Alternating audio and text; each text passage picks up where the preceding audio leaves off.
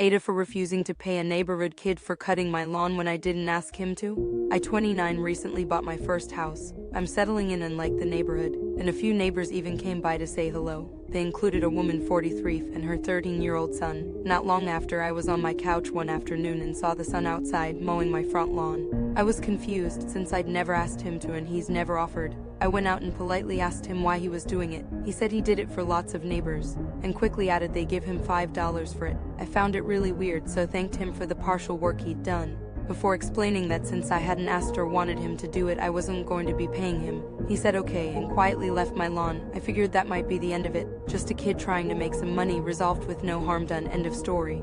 But the next day his mom arrived on my doorstep and angrily asked me why I hadn't paid her son. I basically repeated what I'd said to her son, but she wouldn't accept it. She just kept saying that it was a kind gesture and that he does it for all the other neighbors.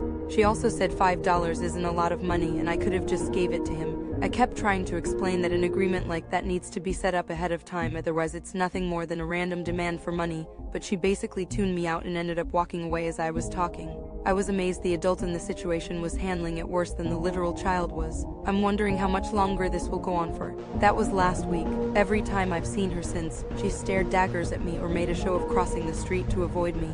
I'm not instigating anything further. I really have no desire to speak to her, but I'm thinking she might try to send her poor kid back to collect the money, or even mow the lawn again. I've vented about this to family and friends, and Mom most seemed to agree with me. Some said I should have been grateful and paid the boy, and just told them from then on not to mow the lawn. I can't tell if I've been an ass here, or if my reaction to the whole thing was entirely justified.